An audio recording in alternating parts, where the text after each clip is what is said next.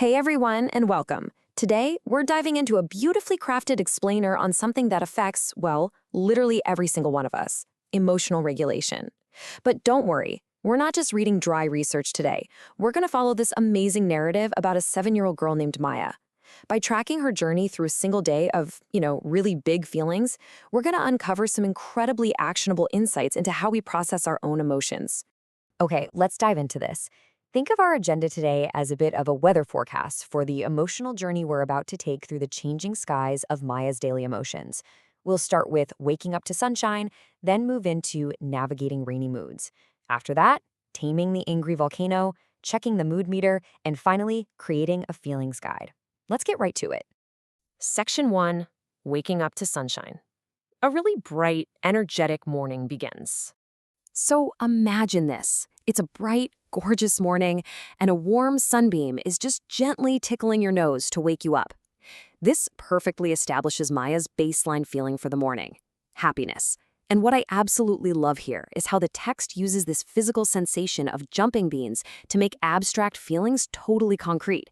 I mean, think about it. Saying you feel happy is one thing, right? But saying you have warm, tiny jumping beans popping around inside your chest, that just clicks.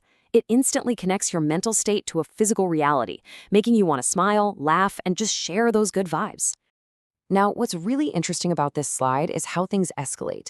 Maya walks into the kitchen and discovers her parents have whipped up a surprise breakfast: golden pancakes with strawberry smiley faces. Suddenly, those jumping beans, they aren't quite enough anymore. We're moving from just happiness straight into excitement. We go from feeling warm and bubbly to this super-duper strong feeling with high energy. It's like swallowing a pocket full of shooting stars. Excitement completely takes over. This is that super-duper strong feeling of happiness and high energy where you literally cannot stay still. Maya's eyes go wide. She's jumping up and down. She's clapping her hands so fast, clap, clap, clap, and cheering at the top of her lungs. It's this total, massive rush of physical energy that elevates her already sunny morning to an absolute peak experience. Section 2, Navigating Rainy Moods. We're about to see a sudden, slightly wet shift in our day.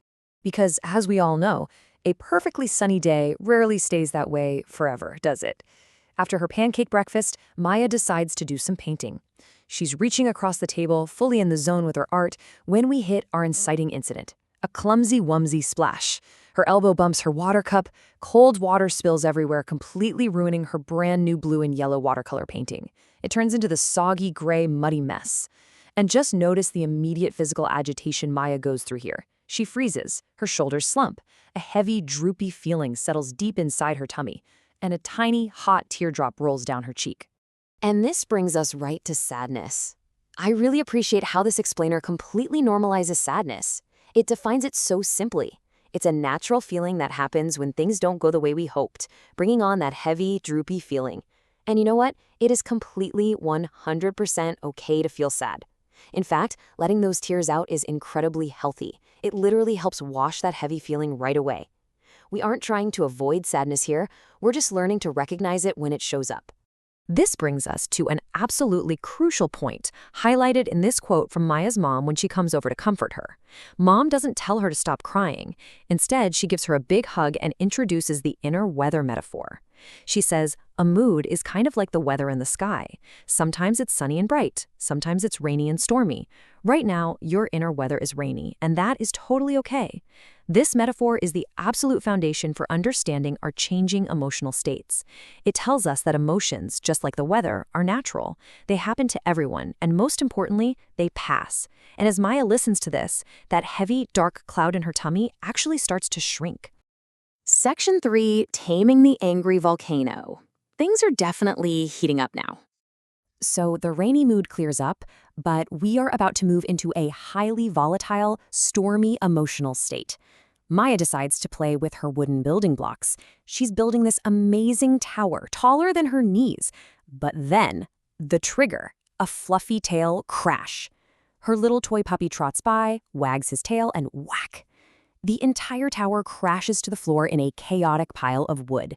The sudden shock is intense. Maya's eyes flash wide. Her face turns bright red, like a ripe tomato. Her hands clench into tight little fists, and her breath comes out in these short, huffy puffs. And this brilliantly illustrates the emotion of anger. Anger is this powerful, fiery emotion that strikes when things feel unfair or get broken. The source text just beautifully maps that internal feeling of injustice directly to the physical sensation of a tiny volcano rumbling inside of you, just getting ready to erupt. You feel that fiery heat rushing from your toes all the way up to the top of your head. You want to stop. You want to yell. It's intense. But thankfully, Maya's dad is right there, and he knows exactly what to do when that volcano starts bubbling. He guides her to cross her arms, pretend to pull her head inside a safe turtle shell, and practice turtle breaths. Actually, let's actively practice these 3 turtle breath steps together right now to cool down any fiery volcanoes we might be carrying. Ready? Okay. Step 1. Breathe in slowly through your nose for a count of 3. 1, 2, 3. Step 2. Hold it for a second. Step 3. Breathe out slowly through your mouth, kind of like you're gently blowing out a birthday candle.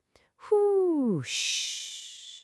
Doing this a few times literally cools the red heat in your face. It turns that angry, erupting volcano back into a calm, normal mountain. Section 4, checking the mood meter. Returning to a nice, steady pace. So, the emotional storm has passed. It's later in the afternoon now, the sun is shining again, and Maya and her best friend Leo decide to play a special game. They call it the mood meter check-in. Leo checks his internal weather and realizes he's feeling peaceful and cozy, kind of like a lazy cat napping in the sun. Maya checks in with herself too. She realizes she isn't super excited like she was with the pancakes this morning, but she isn't sad or angry anymore either. And this highlights a really important point. Not all emotions have to be extreme highs or extreme lows. Maya defines her mood here as content. Content is that beautiful baseline emotion where you feel steady, calm, and ready for fun without being overly excited, sad, or angry. Finding this middle ground is incredibly important because this is the state that really makes us feel ready to engage with the world. You're ready to learn something cool, or, ready to build an even bigger block tower. So, why does this all matter for you and me? Well, talking about our moods helps us understand our minds and our hearts. Naming our feelings is the absolute key to connecting with those around us. When we can give a name to what's happening on the inside, it becomes super easy to share how we feel with others. It builds empathy, and it builds much stronger relationships. Section 5. Creating a feelings guide. Let's move to and see how this builds into a really reliable toolkit. Let's look at this final actionable takeaway. Right before dinner, Maya and Leo create a visual poster for Maya's bedroom wall, mapping out all the emotions they've explored today. Check out how they pair a specific color and face with a feeling to create a super reliable toolkit for the future. Happiness is a yellow face with a giant smile for joy. Excitement is an orange face with bouncing stars for high-energy fun. Calm and content get a peaceful green face taking a relaxing breath for a steady mood. Sadness is a soft glue face with a single teardrop for disappointment. And anger is a fiery red face with furrowed eyebrows for feeling hot and frustrated. Now, whenever a big wave of feelings hits, Maya just has to look at the poster to find the exact right word for her internal weather. It's a real game changer. As the day comes to a close, let's take a look at this visual breakdown of Maya's day. We see the sunny morning of excitement, the rainy afternoon of sadness, the stormy playtime of anger, and finally, a starry night of contentment. Looking at this chart reinforces a massive life lesson. Experiencing negative emotions, like sadness or anger, doesn't ruin the whole day. They are literally just passing weather systems in a much larger, very dynamic climate. As Mom tucks Maya into bed, she delivers this beautiful realization which honestly perfectly summarizes the core thesis of our entire explainer today. She says, feelings come and go just like the weather, and no matter what storm passes through, you always have the power to breathe, calm down, and find your sunshine again. It's just incredibly empowering, isn't it? You are the sky. The emotions are just the weather. I want to leave you with one final provocative question. What is your inner weather right now? I challenge you to take a deep breath, use some of the emotional vocabulary we just explored, and genuinely check in with yourself before you move on to your next task today. Thank you so much for joining me on this explainer, and I will see you next time.